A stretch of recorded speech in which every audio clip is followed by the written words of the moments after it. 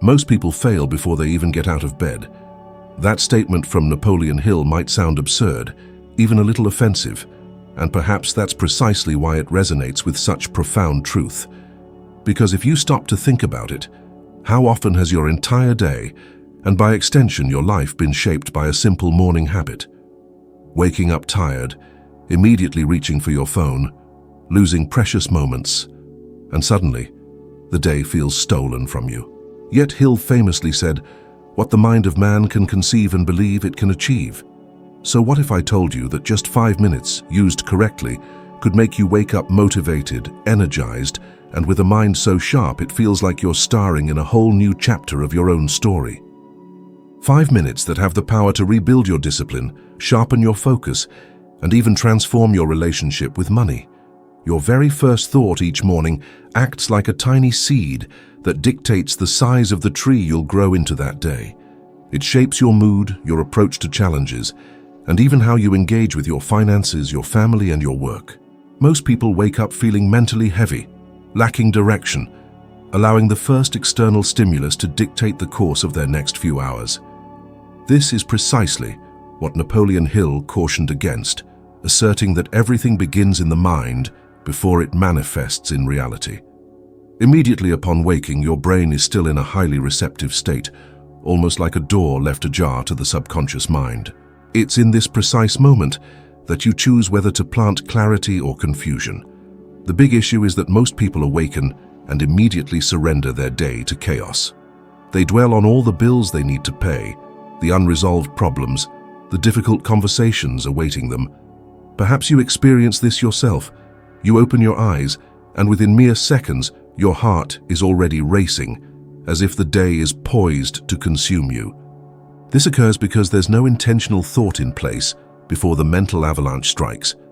Even a small action like grabbing your phone right after waking instantly triggers comparison, anxiety, and feelings of inadequacy. Studies reveal that upon awakening, the brain is most vulnerable to the emotional influence of the first images or messages it encounters. In other words, if you start by consuming noise, you become noise. But if you begin by creating direction, you become direction. This is where the practice of starting your day with a powerful question comes in, something simple yet profoundly transformative. What truly matters today? This query acts as a mental filter, sifting out the urgent from the essential. So many people spend their days simply putting out fires because they fail to dedicate even 10 seconds to identifying what would genuinely move them closer to their goals. Imagine how many opportunities you might have missed simply by starting your day on autopilot. When you pose this question early in the morning, you align your mind with what you aim to build, rather than what you need to avoid. This is vital because, as research from Stanford University indicates, the human brain naturally tends to overestimate problems and underestimate possibilities, especially right after waking up. That's why countless individuals wake up feeling unmotivated for no discernible reason, simply because they didn't seize command in that sacred instant. Hill experienced this firsthand. The day Andrew Carnegie presented him with the life-altering decision, he accepted the challenge in less than 1 minute. But the most striking aspect isn't the speed of his reply. What truly matters is that Hill had already cultivated a mind trained to act with unwavering clarity. Had he woken up unfocused that day, had he spent the morning ruminating on worries or allowing random thoughts to pull him off course, he likely would have hesitated, requested time to deliberate, and missed the biggest opportunity of his lifetime. What ultimately transformed his destiny wasn't merely Carnegie's challenge, but the mental readiness Hill had meticulously built through years of self-conditioning. Now, reflect on your own daily life. How often do you wake up feeling as though you're already operating at a deficit, constantly chasing something you can't quite define? This occurs because your initial thought isn't a conscious choice, it's a mere inheritance from your routine. Yet, when you intentionally guide that thought right upon waking, something profound shifts within you. You begin to feel a sense of control. You start to perceive an underlying order amidst the chaos. You transform into someone who acts, rather than merely reacts. And this seemingly minor detail impacts even seemingly unrelated areas. Studies indicate that individuals who begin their day with clear intention make sounder financial decisions, exhibit less impulsivity, and possess a greater ability to resist unnecessary spending. It's not simply about money, it's about self-control. The very same self-control that originates with a single thought. Imagine tomorrow morning. You awaken, take a slow breath, and before making any other move, you ask yourself this simple question: what's the single most impactful step I can take today? You don't need an exhaustive list, you simply need direction. Your brain will automatically begin to prioritize that answer. Suddenly you'll realize that tasks that once felt all-consuming don't hold as much weight. You'll start to feel a greater sense of lightness, less haste, less anxiety, because you are finally leading your mind. These 5 initial minutes become the mental equivalent of adjusting the rudder before setting sail. If you steer towards the north, your vessel will follow north. If you fail to adjust, any passing wind will dictate your course, and there's something incredibly powerful in realizing that no one else can make this decision for you. It's not your boss, your family, your bills, your demanding routine, or even your lack of energy. It's those initial moments of your awakening. It's the instant when no one is making demands, no one is issuing commands, no one is offering opinions. It is solely you and your thoughts. It is the most intimate and most pivotal moment of your daily existence. Use those seconds, as Hill did, as a gateway to clarity. Because when you consciously guide your first thoughts, everything else around you begins to align. And that's precisely how ordinary days transform into productive ones, and productive days cascade into genuine breakthroughs in your life. Your body always reveals the truth before your mind does. And that's why the second pillar of this method is so potent: physical activation in the initial moments of the morning. There's a common misconception that you need to feel ready to move, when in reality it is precisely movement that creates that readiness. The morning fatigue so many people mistake for a lack of energy is more often than not simply inertia. Your body is still lingering in the slow rhythm of sleep, and if you don't issue the command, it will persist in that state until your entire day is consumed by lethargy, mental fog, and a constant sensation of dragging your feet. The vast majority of people wake up and linger for precious minutes in bed, rolling their neck from side to side, attempting to negotiate with their own minds. The cost of this seemingly small action is silent, but steep. When you delay movement, your brain interprets it as a signal that the day ahead will be arduous and burdensome. And that's precisely why so many wake up with that familiar thought: today just isn't going to happen. It's not prophecy, it's physiology. Small movements like stretching your arms, lengthening your spine, or rotating your shoulders immediately send the brain an opposing message. The day has begun, and you are ready. Neuroscience confirms that even gentle movements rapidly activate areas associated with motivation, focus, and a sense of control.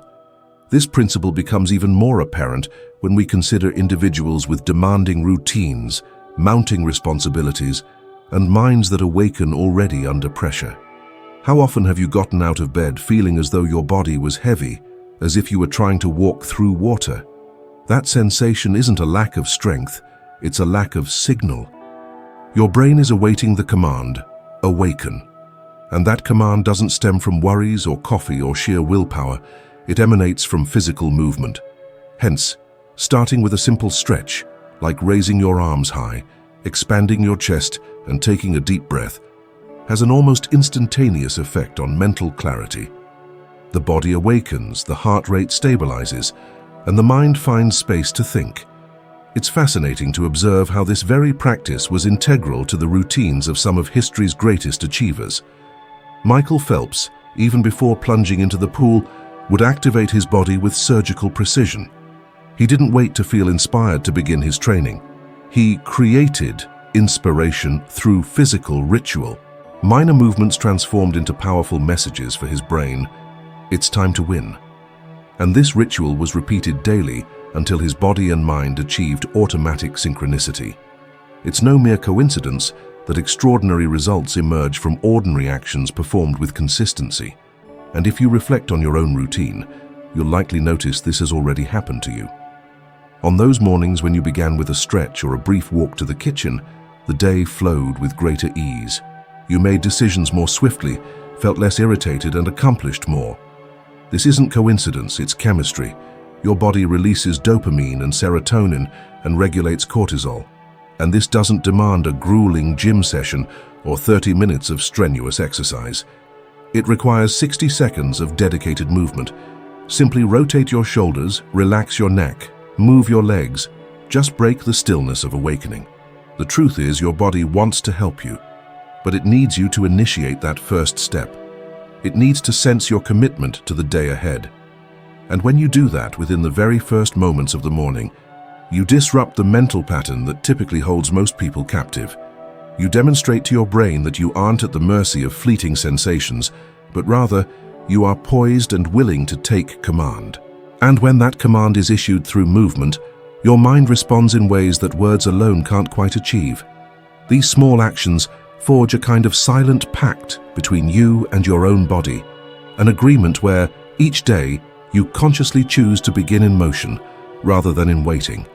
With each repetition, waking up ceases to be a battle and starts to become a ritual. The body learns, the mind learns, and you finally experience that rare feeling few can access. Waking up with real energy, not borrowed from coffee or fleeting motivation. Energy that stems from your own command. Energy that arises from movement. There's a hidden detail that separates those who wake up peacefully from those who wake up in chaos. What you do in the very first moments after opening your eyes. Most people wake up and immediately connect to the external world, as if they need to rush not to miss out on anything. News, messages, social media, notifications, problems, all of this invades the mind even before it's fully awake. And that's precisely where the day begins to go wrong. When you start by consuming, you begin the day in reaction mode, not creation mode. And those who live reacting lose control over everything, over their emotions, over their time, over their very identity. This early morning avalanche of consumption has a profound emotional impact. When you open your phone and see negative news, work problems, demands, social comparisons, your brain immediately enters a state of alert. Cortisol levels rise, your heart rate accelerates, and suddenly you feel as if you're late, even when you're on time. This creates a persistent sense of urgency, as if the day has already begun racing, even before you've taken a single step. And perhaps you experience this without realizing it. Have you noticed that when you start the day on your phone, you seem to lose focus faster, get irritated more easily, feel more anxiety, and have the impression that you're always falling short? This isn't psychological. It's biochemical research from the University of Pennsylvania shows that by exposing your mind to excessive stimuli right after waking, you significantly increase anxiety in the hours that follow. The brain awakens still vulnerable and absorbs everything with multiplied intensity. It's like pouring ink into clear water. The color spreads completely. That's why the first information consumed in the morning shapes the emotional tone of the day. People who wake up consuming live tired without knowing why. They're not exhausted. They're saturated before they even begin. That's why the method's third pillar is so transformative. Create before you consume. Creating doesn't mean writing a book, drawing a masterpiece, or inventing something grand. Creating essentially means choosing what you plant in your mind before the world plants it for you. It means directing your attention toward an idea, a goal, a constructive thought, an intention. When you create, you send your brain a clear command: I decide where I'm going. And this command alters the entire neurological function of waking. Napoleon Hill understood this profoundly. He believed the mind needed direction early in the day to avoid becoming a victim of circumstances. He saw morning creation as the symbolic act of taking the invisible helm of one's own destiny. It's no wonder that upon investigating the habits of the greatest achievers of his time, he noticed a very clear pattern. They all created before reacting. They all dedicated the first minutes of the day to something that originated from within, not from outside. And here's a powerful example. Maya Angelou, one of history's most influential writers, had a non-negotiable ritual. Every morning, before anything else, she wrote, even without inspiration, even without desire. It was an intimate agreement with her own essence. This choice created mental space, preventing the world from rushing in and cluttering everything. She created before she consumed. And this daily creation became the foundation of a body of work that transcended generations. None of this would have happened if she had woken up and immediately reacted to external noise. Now, think about your own routine. How many times have you started your day reacting to what others wanted from you? Demanding messages, work requests, family problems, bad news. All of this invades you before you can even take a breath. And by the end of the day, you realize you haven't produced anything truly your own. You worked, rushed, responded, resolved, put out fires, but you didn't create anything that came from within you. And this emptiness generates frustration, a feeling of unproductivity, and even discouragement. Creating before consuming isn't a mere gesture. It's a mental survival strategy, and this is easy to implement. As soon as you open your eyes before looking at any screen, do something that puts you in author mode. It could be writing down a simple intention, like, "Today I will act with focus." It could be writing a sentence that summarizes your goal for the day. It could be visualizing the version of yourself you wish to embody. It could be planning 3 small actions that will make the day worthwhile.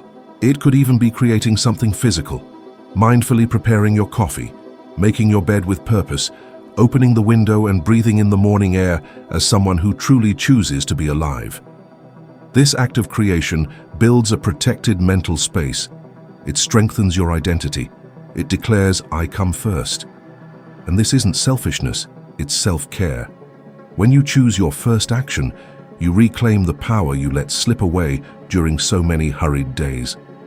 And something curious happens when you implement this for 1 week. You start to feel more focused. The day's distractions affect you less. External pressures lose their grip. You begin to feel a type of energy that doesn't come from coffee or sleep, but from direction. Because when you create before you consume, you remember something essential that many have forgotten. You are the author of your life, not a spectator in the lives of others. The first decision of the day acts as an invisible signature you place upon your own destiny. And few choices reveal as much about your relationship with discipline, focus, and self-control as the simple act of getting up when your alarm rings. The snooze button, so small, so innocent, transforms into modern life's most potent saboteur of results. It promises just 5 more minutes of rest, but delivers the opposite. Mental fog, emotional delay, and a silent narrative that tells your brain that postponing is allowed, that procrastination is acceptable, that escaping discomfort is normal. It's at that instant, the exact second the alarm rings, that many people lose the day's first battle. And perhaps you've felt this firsthand. The sound goes off, you open your eyes, but your body feels heavy. Your mind tries to negotiate and you create convincing arguments. Just 1 more minute. I deserve this today. It won't make a difference. But it does make a difference. It makes more of a difference than you imagine. When you hit the snooze button, you send your nervous system a command that will be repeated throughout the rest of the day. Not now. And this "not now" infiltrates everything. In the tasks you promise to do later. In the workout you push off until later. In the dream you postpone for when the time is right. The entire day becomes an extension of that first gesture. Science explains this with clarity. When you fall back asleep after the alarm, your brain begins a new sleep cycle that is brutally interrupted just a few minutes later. This broken cycle leaves the brain in a state of stupor called sleep inertia, which can last for hours. That's why those who hit snooze wake up more tired, even after sleeping more. The neurochemical system becomes dysregulated, cortisol rises excessively, and the brain enters a state of low clarity. You start the day at a disadvantage. Not because you slept too little, but because you tricked your own brain, and there's an equally profound psychological impact. When the first action of the day is to avoid a commitment, even if that commitment is merely to get up, your brain understands that you are shirking your own word. This erodes self-confidence at such subtle levels that most people never notice. But you feel it. You feel it when the day seems too heavy, when decisions become difficult, when everything appears more complicated than it should. Because the brain becomes conditioned to hesitate, and hesitation consumes emotional energy like few other behaviors in life. This pattern becomes even more evident when we look at people who built extraordinary lives, such as Booker T. Washington. He had no privileges, no comfort, no guarantees, but he had a non-negotiable habit, getting up at the very first call before the sun, traveling kilometers to study. There was no snooze button.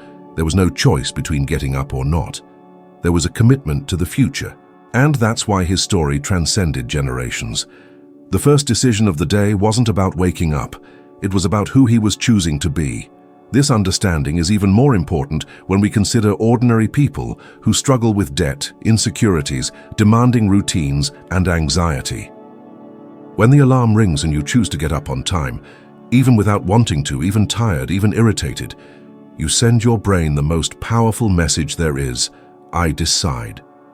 It is this silent phrase that differentiates those who move forward from those who repeat patterns. And it's not willpower that achieves this, it's training. Every morning is a repetition. Every repetition strengthens the invisible muscle of discipline. And discipline, when it becomes identity, changes everything. Career, relationships, finances, self-esteem, and there's a little noticed yet extremely transformative detail. When you choose to get up at the first ring, your entire day shifts its demeanor. You make decisions faster, procrastinate less, have more clarity and more energy, because your mind understands that you are someone who acts even in the face of discomfort. This creates a ripple effect.